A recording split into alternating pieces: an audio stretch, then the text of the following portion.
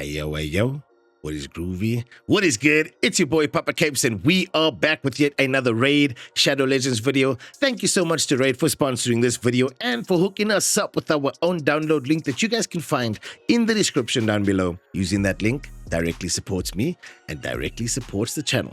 If you choose to start with that link, you'll be greeted by a Tholen Foulbeard right off the bat, and as you progress just a little bit, you'll then meet the likes of Ugo, Tagore, and Mausoleum Mage. And right now you can use code SUPERVICTORY to secure Pelops the Victor, or code Wrath to secure Padrake. That'll be a double legendary start with 3 absolutely fantastic epic champions to get you started in Raid Shadow Legends. Let's get into the video. So today I want to be talking about yet another champion that is going to be part of the Echoes of Oz event. And that champion is going to be a Void legendary champion, a support champion from the Dark Elves faction. And that is going to be Ozilda the Wicked. Also looks absolutely fantastic. She was also in the trailer for this Echoes of Oz event that's coming through. Let's go through a kit real brief. Enfeebling Curse attacks all enemies, has a 40% chance of placing a block active skills debuff for 1 turn. Has a 100% chance instead against targets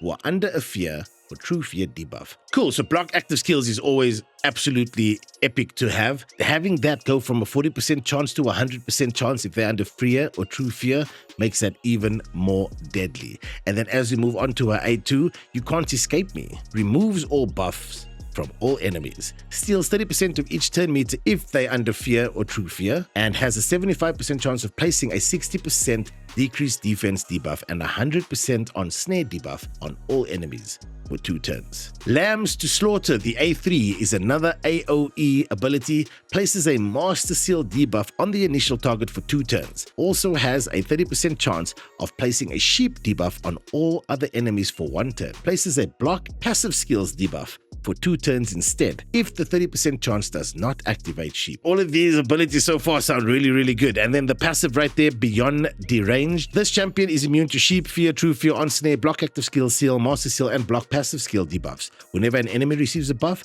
has a 50% chance of placing a true fear debuff on that enemy for 1 turn. Will ignore any block debuffs buff. This effect can only activate once per skill and once per target. If there are multiple champions on the team with the skill, only 1 will activate. This skill will not activate on duplicate copies of this champion if this particular champion is dead. This champion and their allies deal 20% more damage against enemies under fear or true fear debuffs. If there are multiple champions on the team with the skill, only 1 will activate. The skill will not activate on duplicate copies of this champion if this particular champion is dead. And then it has also got an aura, increases ally accuracy in all battles by 70. So yet again, that is the second champion that I'm going over from this Echoes of Oz event. So for me right now, and I don't know why, but so far we've gone over Dorothy and we've gone over Ozilda the Wicked, and they both seem really good. Having a block active skills on the A1 is crazy. Then also having a decreased defense and an on snare on the A2 and Master Seal on the A3. Keep in mind that as far as I can see, I could be wrong, but all 3 of these attacks are AoE attacks, which is absolutely fantastic. It's always nice to have triple AoE attacks.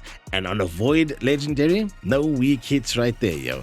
So I think it's going to be really cool. And so far this event is kind of spicy. I'm loving the whole aesthetic of this event and the fact that we've got an additional Bannerlord in Dorothy.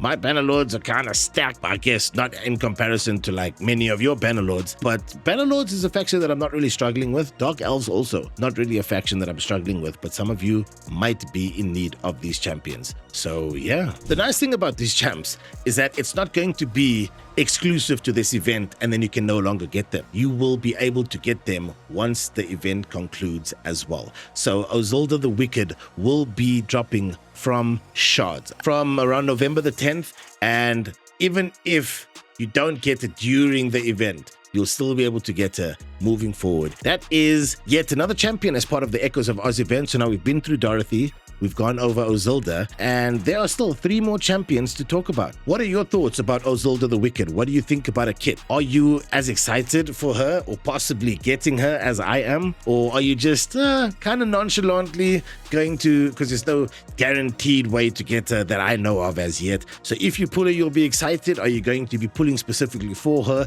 Are you going to be investing X number of shards in the hopes of pulling her? Let me know down in the comments below. That's the only way that I can stay involved in your journey, is through what you comment on these videos and what you choose to share with me about your own journeys down there. So yeah, I'm excited. I'm gonna let this Demon Lord battle finish up here real quick, but I will see you guys in the next video. Thank you so much to Raid for sponsoring this video and for hooking us up with our own download link that you guys can find in the description down below. Using that link directly supports me and directly supports the channel. Happiness is a choice.